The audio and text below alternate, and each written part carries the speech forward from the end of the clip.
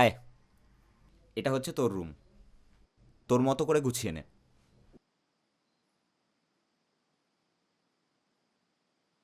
একটু কষ্ট কর। মালিকের সামনে যে অভিনয়টা করলি, বেশ কিন্তু।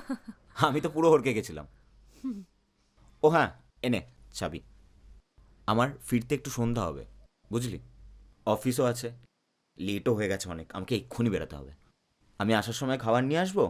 টাটা, সাবধানে থাকিস। অভিক, তুইও সাবধানে যাস। হুম।